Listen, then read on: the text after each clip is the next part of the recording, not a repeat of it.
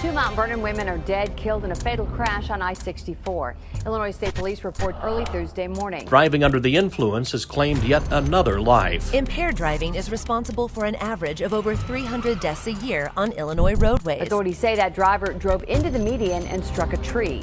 He is facing charges of driving under the influence and improper lane usage. Illinois State Police say alcohol did play a factor in that crash. Drivers can learn more at lifeordeathillinois.com. 3 weddings and a podcast. I had to hide under the tablecloth. Because there is some unresolved shit. That doesn't come naturally, turns out. That's not nice. That was really cool in college. I would even argue that we didn't matter that much in the photo.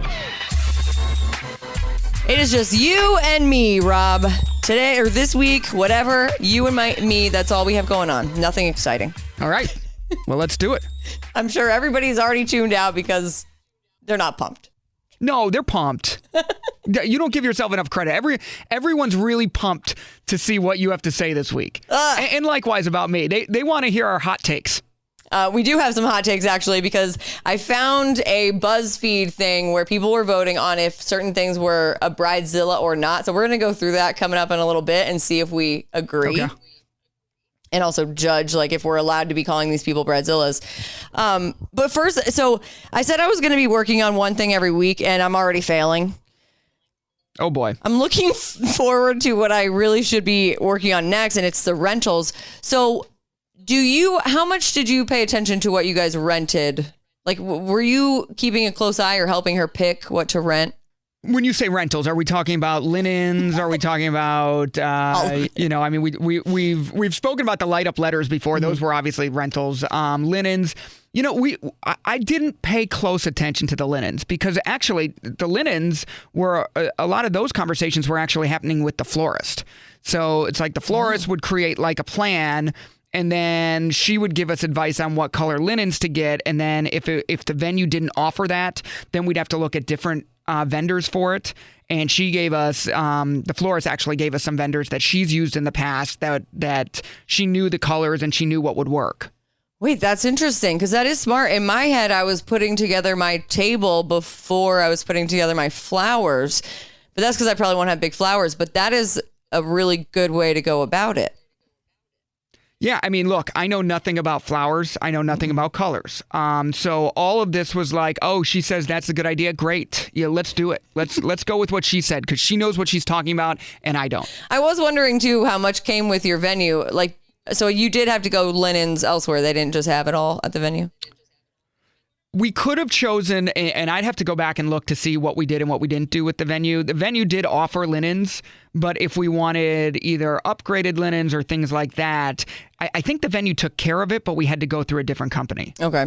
And then did the venue give you all of your, because you had really cool or pretty chairs and table setups, so they had that?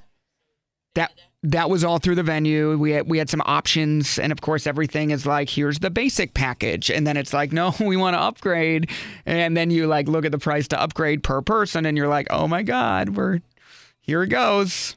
Hold your breath and just go for it. See, upgrades I'm not down with because we invited too many people for the upgrades. So we do have to get chairs because the venue, all it provides are these, I don't know, they're like average picnic tables, maybe slightly above average, which I know is not going to be the most comfortable thing. We're going to have we're going to have chairs on the either end of the tables as well. So hopefully like the people who need to sit in chairs and can't do a picnic table get those chairs.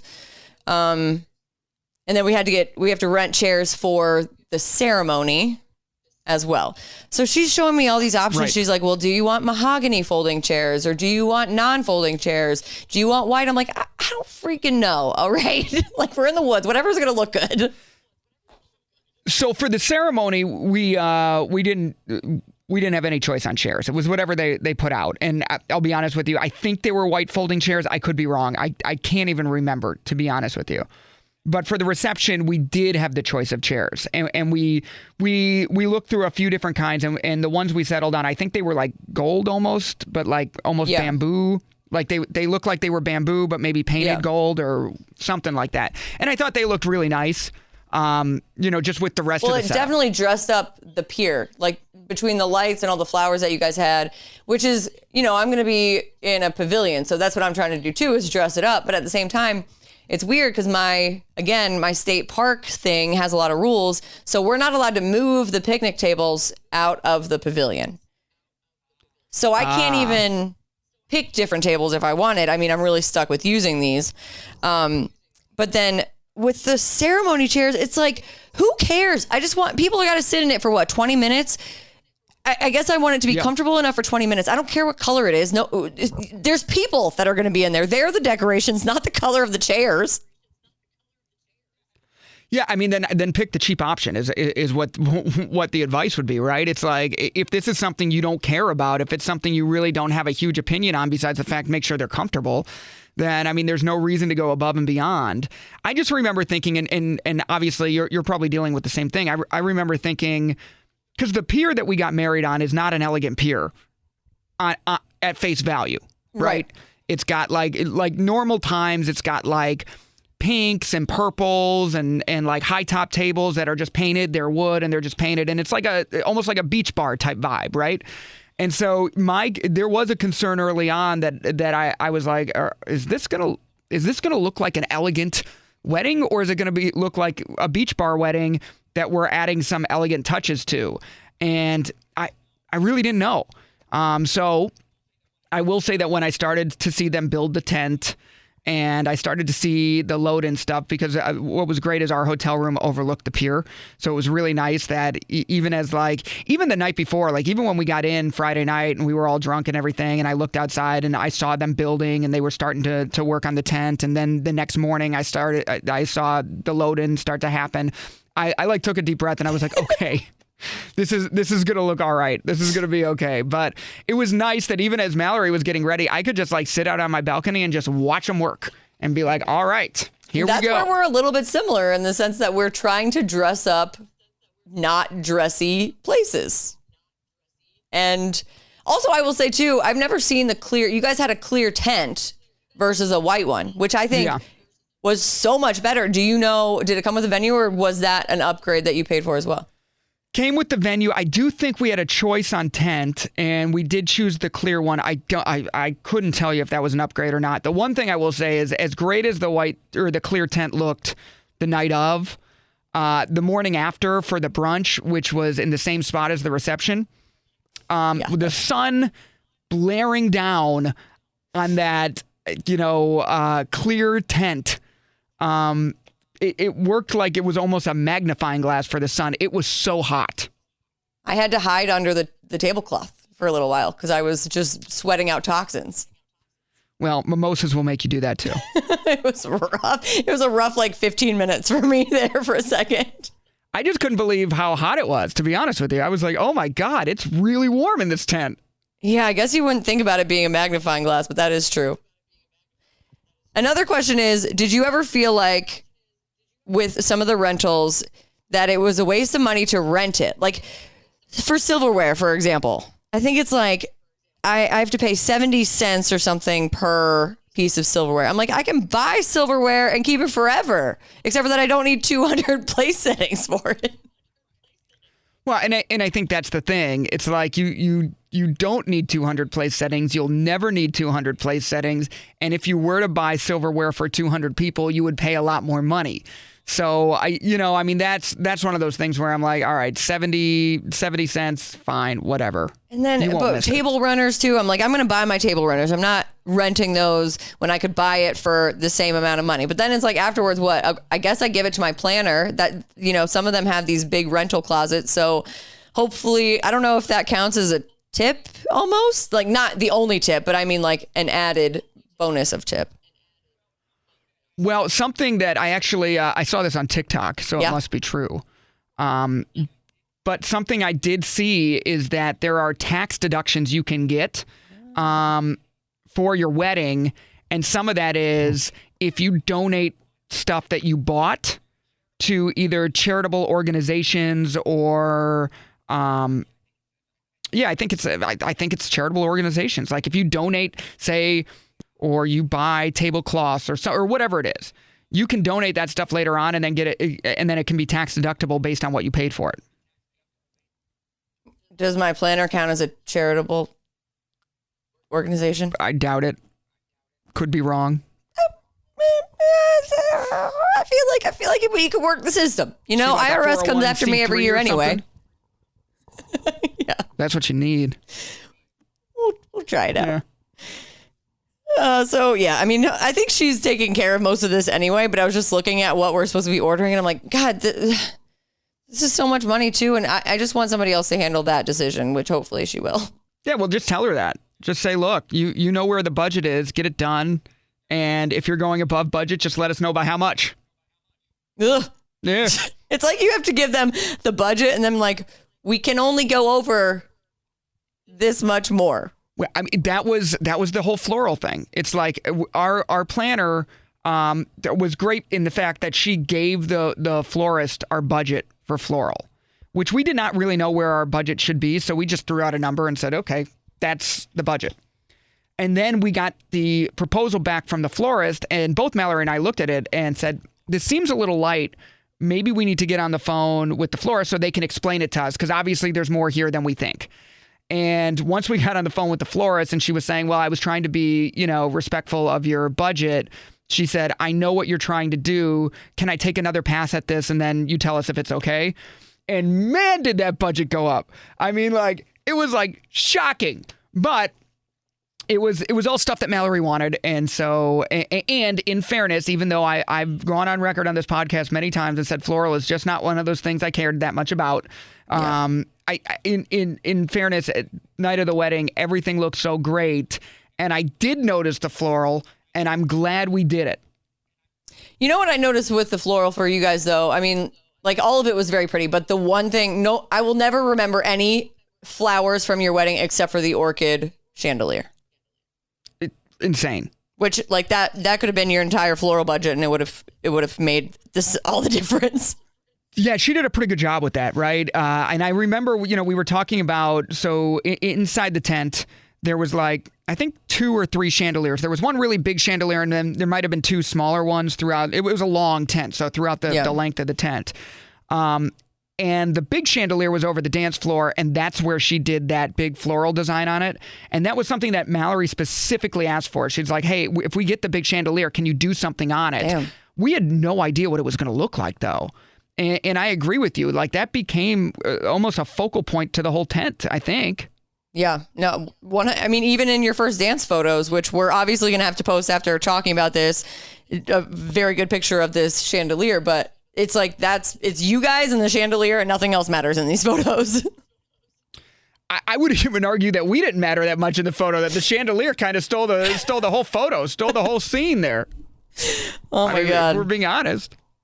All right, well, let's do this Bridezilla thing. So, yeah.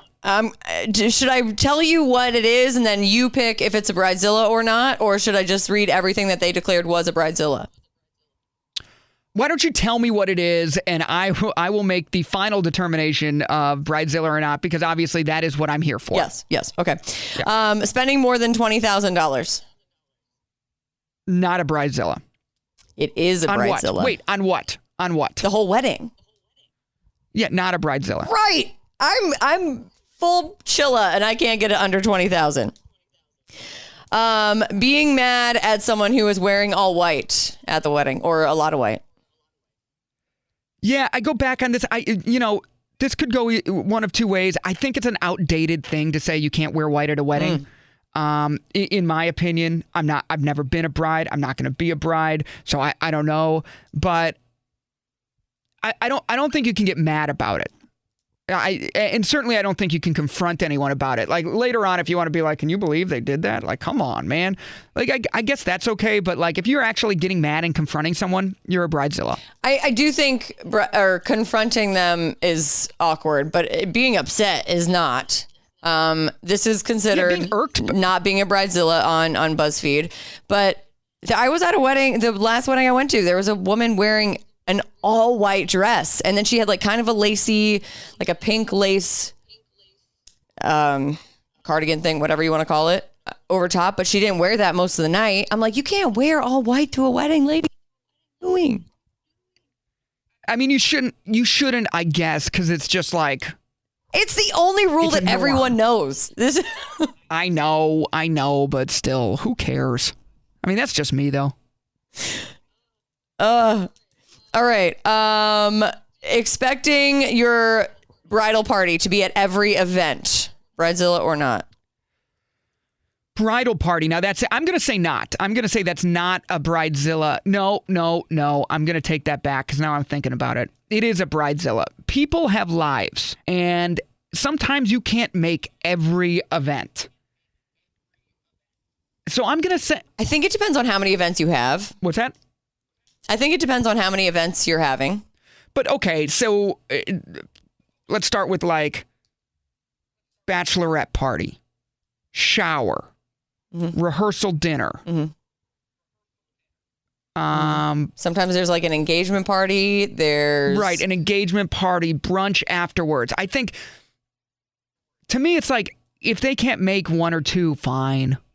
Like, I think the rehearsal dinner is very important, obviously, for a wedding party because that's where you go through everything. I think depending on how close you are with the group and how big the group is, the bachelorette party, they should probably be there. These are your people. But like every event, I don't know. I think you got to be at either the bridal shower or the bachelorette party, depending on how the bride is. Like for me, I don't care if they're at my bridal shower. But like other people might think the bridal shower is more important. So you kind of got to weigh that. Yeah. But this was actually very close. 51% of people said not a Bridezilla if you expect them at every event. Yeah, I mean, look, I think you can play this one both ways. I think there's a fair argument to be made. I'm leaning towards the side of you're a little bit of a Bridezilla if you're forcing them to be at every event and you're angry if they're not. People got lives. Requiring hair and makeup to be done by professionals. Requiring. That's not a Bridezilla. However, there are some people that don't like that. There are some people that don't like to be made up. They like to do their own hair. And I do think you should be mindful of that. If you know that somebody in your party that's one of the things they just don't like. They don't like the way they look afterwards, And I do think you should be able to give them a pass. But saying, hey, we're getting ready. Here are the people that are doing hair and makeups. Here's your time to be there. And I don't think that's Bridezilla. I think it depends on if they're paying for it. If the bride is going to demand me to get my hair and makeup done, then fine. You pay for it. Because otherwise I can do it myself. Yep.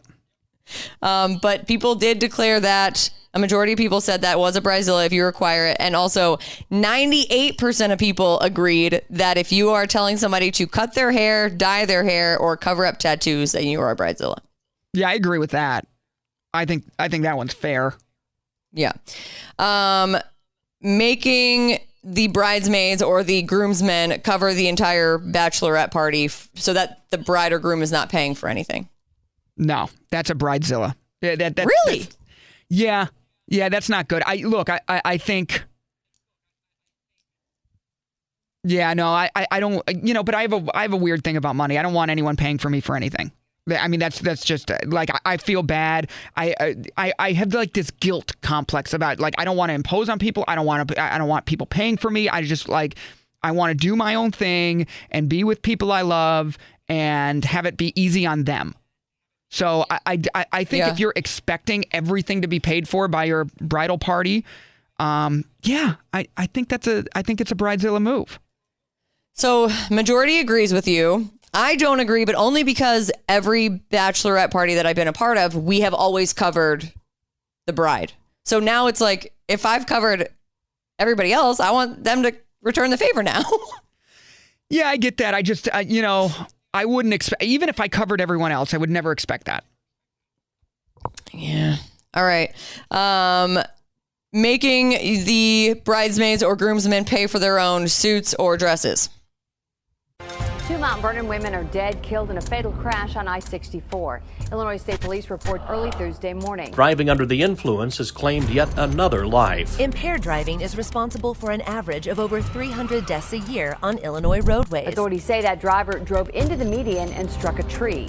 He is facing charges of driving under the influence and improper lane usage. Illinois State Police say alcohol did play a factor in that crash. Drivers can learn more at lifeordeathillinois.com. I don't think that's bridezilla. I mean, well, it always depends on the suits and dresses, right? I mean, if you're doing $10,000 dresses, $5,000 dresses, you damn well better pay for it for your people.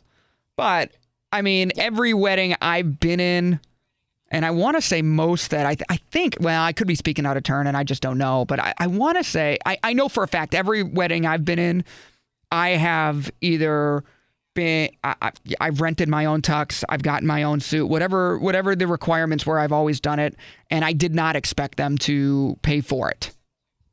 Yep. And I think it's just kind of an expectation when you're a part of a wedding that you're going to have to pay for these things, hopefully within budget. Yeah. So most people agree, not a bridezilla. Having the toast be approved ahead of time.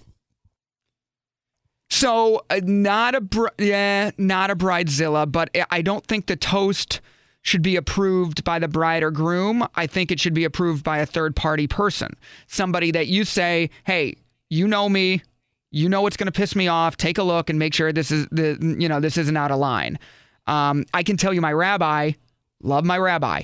She was fantastic. She said, because everybody was going to get up and do those 7 blessings and say like a little, like maybe they were going to write like a little line or two.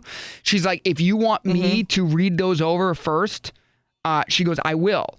She said, if you want me to read your vows first, I will. So they don't end up lopsided. Like one of you's roasting the other and the other one's all super sweet. Like she's like, I'm happy to go through all that to prevent a problem during the ceremony, which I thought was really sweet and nice and not something I would have ever thought about. Yeah. So if you're saying a third party person is kind of approving it, I don't think it becomes a bridezilla.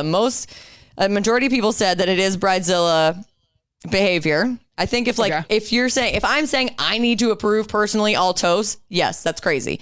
And the only way I find this to be appropriate, and I know this has happened plenty of times, is where like you love the groom's best friend, but you also know that he's unpredictable. So it's kind of like, even if you love his unpredictability, there are some times where maybe we don't have the unpredictability. Yeah, I think that's fair, but I also think that you should set those parameters when you assign somebody a toast or honor them with the fact that they're going to be able to give a toast. You should say, "Hey, look, we love you and we think you're funny and everything, but cut it the hell out for 30 minutes." My God. I think even when I was maid of honor, my best friend was like, I don't know if you should give a speech because the best man is his dad and he's going to give a prayer. And like, I'm not sure if a speech from you would be appropriate after the prayer. So I didn't end up giving a speech. And then afterwards she was upset and was like, we should have just done a speech and let you do it. But that's another time where maybe you got to tell somebody like, here are the guidelines. Don't go as wild as you normally would. Right. And I think that's fair. I don't think that's bridezilla-ish to just be like, hey, I want you to stay on the rails for this one. Right. Banning certain songs from the playlist, bridezilla or not? No, I don't think so. 87% agree with that. What about banning kids? No, I don't. I don't think that's bridezilla. I think that just comes. I mean, it's up to the couple what they want at their wedding. I mean, we didn't have kids outside of my nieces and like Mallory's 2 cousins. So, I mean, there wasn't as we were inviting guests, like kids were not invited, but obviously, my nieces were going to be there. And obviously, Mallory's got some young cousins that she wanted to be there. So that's a little bit different, but I don't think saying, hey, look, this is not a kid's wedding. This is an adult wedding. I don't think that's wrong. Only 54% of people agreed with that. Having both the mother of the bride and the mother of the groom's outfits approved ahead of time. Yeah, that's bridezilla. Really? Yeah, I think so. You got to trust that they're going to look appropriate at your wedding. Oh, that doesn't come naturally, turns out. Well, I don't know. I'm thinking of my own situation. I didn't have any concern what my mom or what Mallory's mom was going to wear at the wedding. So it's not even something I thought about. I feel like, so there's 2 ways to look at it. Like some people, yes, you do probably need to approve. And other times, like with my mom, I trust her to wear something good, but it's also like, I want to be there to help her find the dress that's going to make her look best. So that's not necessarily approving. It's just like helping. Yeah. A help is different than approve. Yeah. Having more than one dress or outfit at the wedding for the bride, bridezilla or not?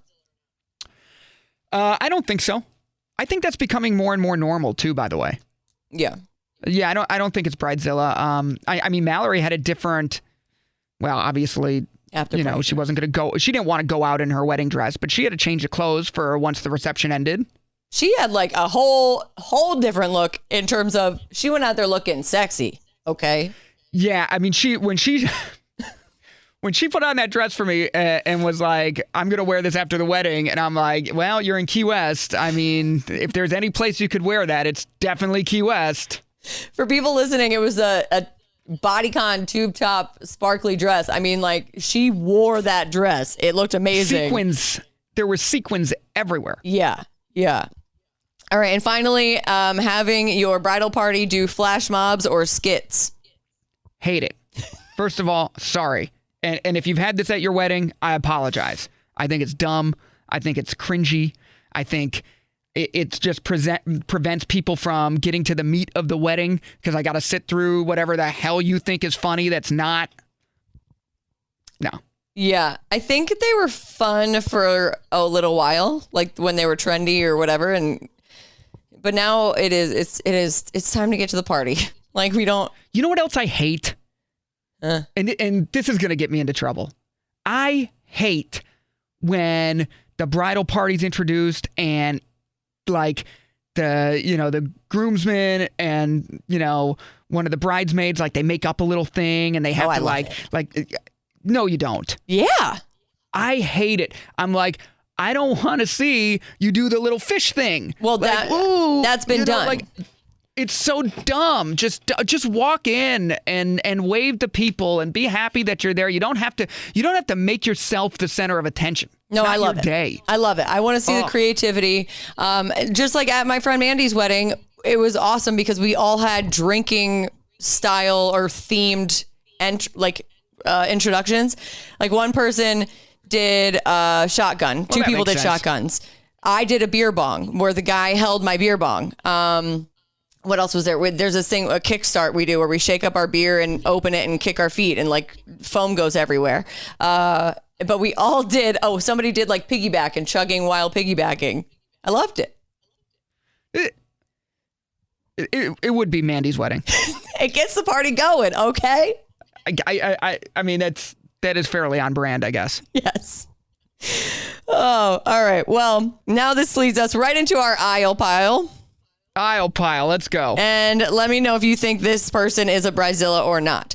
So she is declaring that she's trying to save money. So she's not sending out save the dates. She's not giving party favors. She's having her wedding on a weekday. She's not using real flowers. She's not getting a guest book. She says it is not about the guests. It is about celebrating the couple. And the guests should be down to celebrate the couple no matter what day it is or what is being offered. You're going to find this is going to be controversial. I don't think that's a bridezilla. I think that it's, and here's why. I mean, you threw me a little bit for a loop when you're like, it's not about the guests, but it's not. I mean, you want the guests to have a good time, but it's not. I don't think that's a bridezilla. I think that's somebody that has looked at their finances and said, I could either spend a lot of money on this wedding and then maybe we're starting our life together financially not on the right foot or not in a good place, or we can save some money, still have the people we love there to celebrate with us, but we're going to do it our own way. I don't think it's a bridezilla. So first of all, the way she's saving money, I'm like, go ahead, girl, save money. There's a lot of things I'm not doing too. Yeah. I think you and I are both such people pleasers that we want to make it as comfortable as possible or like help people save money or, do whatever. And I also think she's so right about it being about the couple. Like we've all been groomed to be guest-zillas. We've all been groomed to expect so much from the couple when we're showing up at this wedding. We need an open bar. We need good food. We need a good place to stay, and we need it to be cheap. It's like, no, if we're really trying to celebrate these people, shut up. By the way, I don't need an open bar. What? No, I don't need an open bar. If I go to a wedding, it doesn't have to be an open bar. But I just want good options. Yeah. Like, I want to be able to say, oh, okay, look, I have no problem paying for it. I just want that, you know?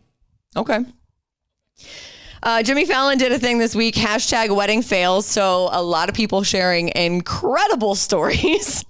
And so some of them, one person, I guess, has one of their friends, one of the couple's friends, has a tradition of doing shirtless backflips on the dance floor. Okay. Everyone in their friend group knows this, except for somebody missed the memo. So as he's doing his shirtless backflips down the dance floor, feet land right on somebody's face. Oh. Yep. Another person sent a wedding invitation to their ex and had already checked off on the RSVP, will not attend. And they showed up, right? Nope, they didn't.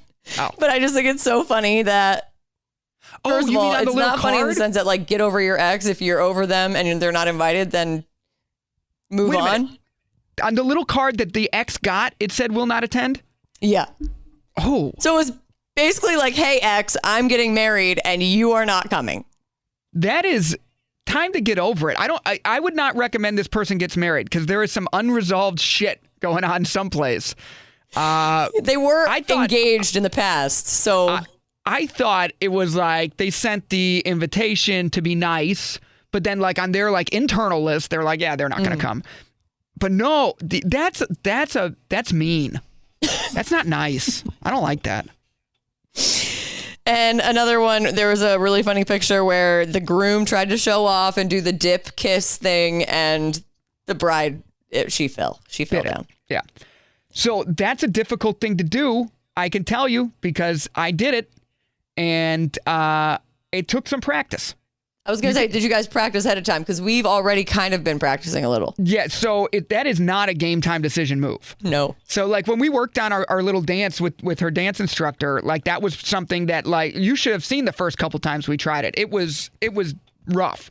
And then literally right before we were introduced, I said to Mallory, I go, we've never tried this in the dress. I said, come here. And I'm like, because the dress... I'm like, oh my God, am I even going to be able to do it? Like, where do I grab? What do I do, with this big dress? And I think that annoyed her a little bit. She's like, we're about to walk out. And I'm like, well, I don't want you to fall. So sue me. There's a guy who went mining for the diamond for his soon-to-be fiance's ring. I love this. So he went out, there's a place called Crater of Diamonds State Park in Arkansas. And he went out there for 3 days. And on the third day, ends up finding a 2.2 carat yellow diamond. Okay. That's a pretty big diamond. And yellow, which is rare, I'm pretty sure. 2.2. I mean, God, it's gotta be, and yellow. I don't know what yellow would do to the price, but we're probably talking about $25,000 to $30,000 diamond, right? I mean, ballpark. I think, and I don't know if they have to then shave it down so it becomes smaller, but I mean, I just think it's also really cool. I would probably get a little emotional if I found out he went through the effort of going to find the stones. Yeah. Especially if you found a good one. If you found a shit one, then maybe.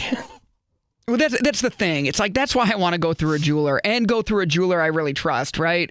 Because it's like, I want to know if it's good or not. I want somebody that I personally trust to tell me this is good, this is just as good, this one, not as good. Like, I need that. I don't know, but if it has the meaning, then it doesn't matter how perfect it is. Yeah, I don't know. So if people want to go looking though, because I knew that there were a couple places about 7 hours away from here in DC where you can go look for other gemstones. And I've always wanted to do it just for fun, but I never really thought about somebody going out and doing it for the engagement ring. But if you want to go, North Carolina has Emerald Hollow Mine or Gem Mountain, and Cherokee Ruby and Sapphire Mine. In New York, there's Crystal Grove. And then in Virginia, there's Moorfield Mine too. I just kind of want to, like, this would be a cool anniversary thing too, to go make a new anniversary ring. Yeah, I like that. But you're not really guaranteed to find anything, right? So a lot of these places, you're pretty much guaranteed to find something. It's just a matter of what. Gotcha. At the place where he found the diamond, they say There's normally 2 diamonds found every day. It's just about how big they are. Okay. And he found the biggest one since October. In October, somebody found a over 4 carat diamond. Okay, now that's the one I want to find. Right. I don't know how to do it, but that's the one I want. And tip of the week, I've been seeing a lot of people talking about getting engagement watches. You get a matching watch for your engagement, maybe in place of a ring, or you do matching watches as a wedding gift. So I think a watch is a very classic gift. For traditionally for men, I think, and maybe I'm wrong about this, you know. So yeah, I can see that.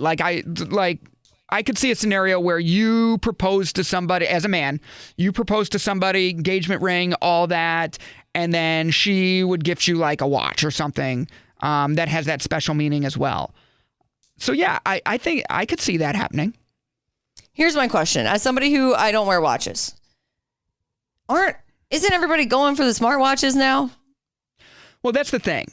So how do you make it a watch that lasts forever if everybody's going smartwatches? This must have been shortly after we started dating because I recently saw a photo of me wearing this watch. And Mallory and I both said, wow, I've had that watch for a while. But Mallory got me a watch, I guess, as I said, shortly after we started dating. And it was a watch I wore at the wedding. And it's a very nice watch. It had a lot of meaning in the sense that she found it's for some will know the brand Shinola. It's a Detroit watch, and I grew up in Detroit, and the brand is a Detroit brand and all that. And they've really been instrumental in bringing the city back. Like they moved all their stuff into downtown Detroit. They now have a hotel there. It's very cool. And so she got me this Shinola watch, and I love it. I don't wear it all that often because I wear the Apple Watch daily. But if I'm getting dressed up or something like that, I'll wear it. It's not a super dressy watch, though. It's just a nicer watch. Mallory did not know I was planning on wearing the watch at the wedding. And it's got a green face, and I have an orange band on it. Okay. Yeah, it's orangey band. And we're looking through pictures, right, of the wedding. She's like, I can't believe you wore that watch. She goes, I wish I would have known. She goes, I would have just gotten you a different band for it. So you could wear the watch, but with a different band. I didn't think it looked that bad, though. I was fine with it, but I don't think she was super pleased. I didn't notice a watch not matching, but that's just not something I pay attention to. I don't know how even my brother, I'm still trying to figure out what my gift to him for being in my bridal party is going to be, and he collects watches. So it's like part of me wants to give him a watch, but then I don't want to get him a nice watch when he has 15 that he's already cycling through plus his smartwatch. Yeah. So I mean, I think there is something to be said for getting a nice watch for nice occasions. You can buy a very nice watch that you're just going to wear on really special occasions. And I think that's okay too. The more you know about watches when you don't wear them. All right. Well, that's all for this week. We do have someone joining us next week. And if you want to join us too, please let us know anytime. We would love to hear other people's stories, whether you are newly engaged, newly married, maybe even vendors, if they want to share their stories. Hit us up at 3 Weddings Pod. And then where are you at? I am at Rob Cruz, ROBKRUZ. And I'm at Love Elizabethany with an LUV to always make things complicated. But thank you so much for listening, and everybody have a great week. Yeah, but it was super cool when you created it like back in the 4th grade. It was like really cool to go LUV. Yeah. I actually was in college. I was really cool in college. Even better. 2 Mount Vernon women are dead, killed in a fatal crash on I-64. Illinois State Police report early Thursday morning. Driving under the influence has claimed yet another life. Impaired driving is responsible for an average of over 300 deaths a year on Illinois roadways. Authorities say that driver drove into the median and struck a tree. He is facing charges of driving under the influence and improper lane usage. Illinois State Police say alcohol did play a factor in that crash. Drivers can learn more at lifeordeathillinois.com.